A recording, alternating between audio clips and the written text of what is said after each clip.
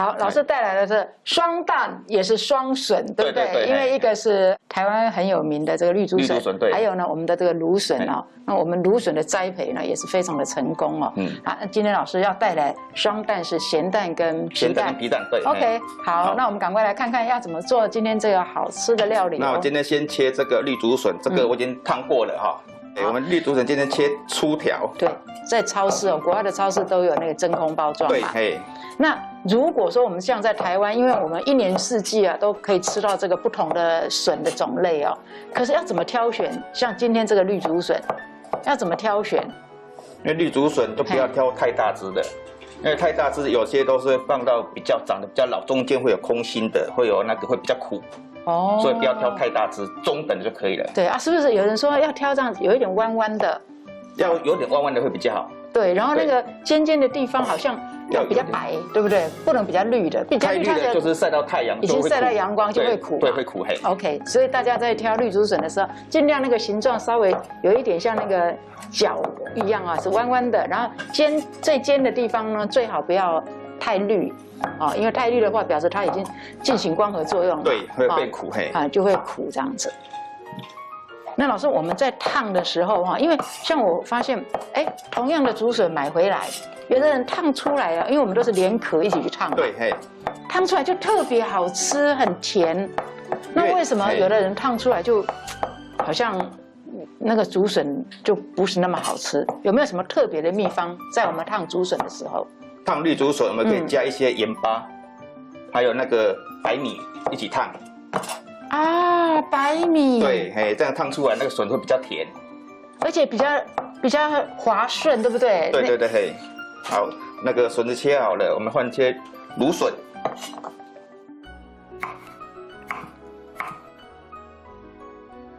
啊，我们现在那个笋子还有芦笋，把它烫热、烫熟就可以了。是。这两个颜色配起来就很漂亮。对。所以刚刚老师说加一点白米。对。那我们现在在烫笋的时候，我们再切这个皮蛋。这个皮蛋我已经蒸过了，蒸熟了。老师，你看到这个皮蛋，我就想到说皮蛋跟咸蛋远远看起来好像，对不对？对啊。有时候一起放冰箱呢，就敲错了。对啊，颜色不一样。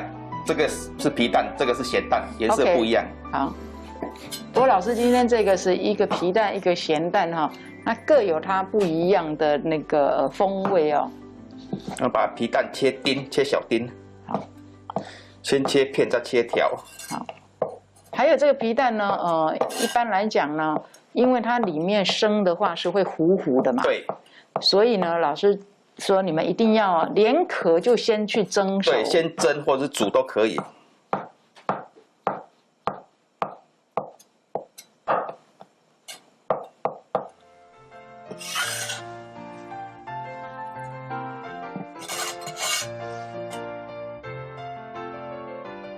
好，这个切蛋，用汤匙把它挖下来。哦，所以处理方法不一样啊。这很像我们小时候吃那个咸蛋，就是用刀子把它一剖两开啦。对，因为咸蛋的壳很难剥哈，老师。对，不好剥。非常的难剥，可能因为它有咸度吧，就是蛋壳跟膜之间就会连在一起，所以老师就用切的方式哦。对，也是把它切碎就可以了。嗯哼。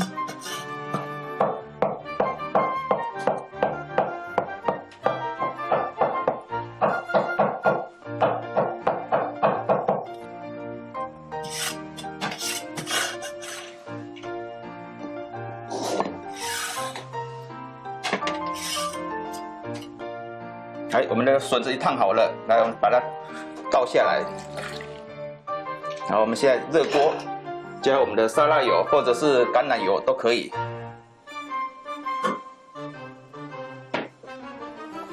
大家会注意到，其实老师油放的不多啊，因为我们今天的食材本身它不太会吸油哦。对，有油就可以了，所以我们先把那个咸蛋爆香。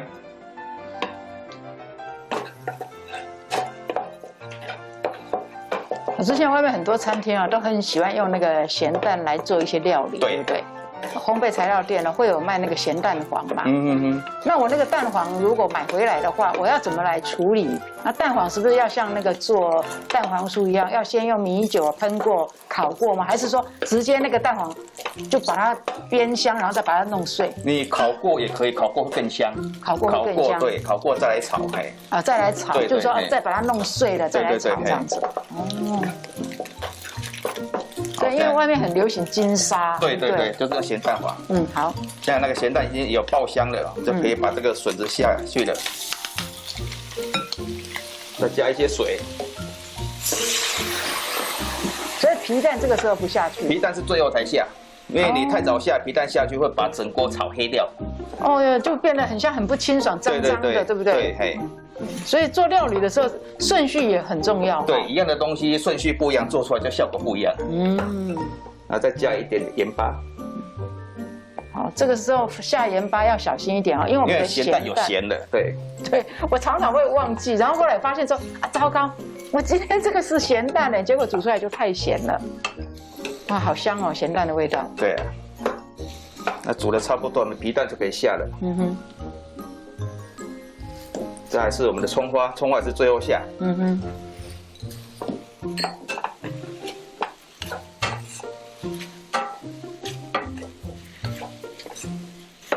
样拌一拌就可以了。